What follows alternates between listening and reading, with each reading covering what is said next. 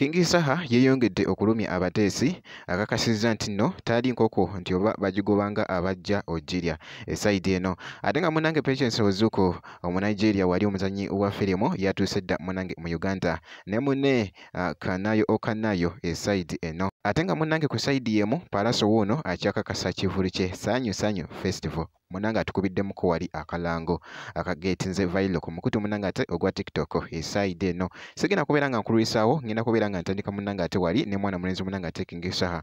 Kakati nno mu katambi kano akabadde kageetinga viral wali mwana mulenzi wali abadde munnange wali mu mmotoka nga wabula omukozi nga munnange ali mu kwoza mmotoka esayidi eno. Atukakasizza wali atugambye nti nno ye etali nkoko nti nno bagigobanga abajja ogirya esayidi eno. Munnange bibadde bitya mu katambi akatambi kaako ate katono nnyo ate nkomewo esayidi eno. Siri nkoko nti bagigobanga abajja ogirya. Siri nkoko siri mbuzi nti bagisiba amagulu. Sibangako mbuzi siri nte nti bagitwale ku ttale.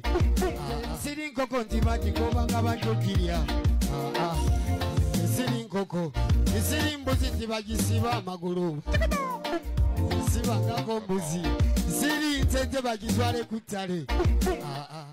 Bwekyo nno munnange ate bwe kiri mu kutambula ate ku mwana mulenzi munnange ate King Saha nkugambye nti n'akatambi ako katwedinze nnyo wali ate ku mukutu munnange ate ogwa TikTok era nga bwe nti bwe mucekinzeko leero esayidi eno ate ku muyimbi munnange ate King Saha era nga ku sayidi yemu mwana mulenzi ono munnange agenda kubeera Japan era nga alinayo show esayidi eyo update ate gye nsobola nayo okuwaako esayidi eyo ku mwana mulenzi munnange ate King Saha.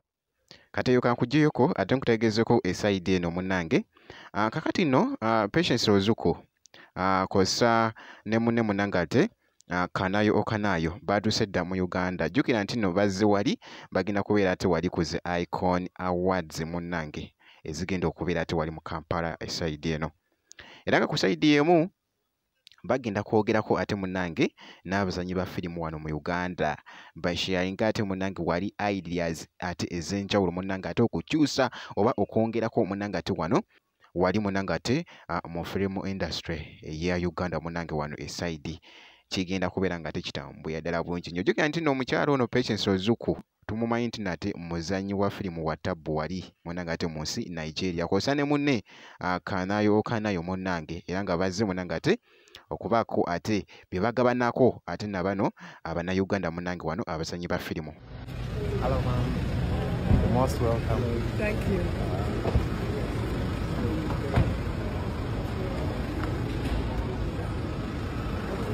All I see, never back down, I'm standing strong. They gonna talk, but they all been wrong. What they gonna say when I keep going up?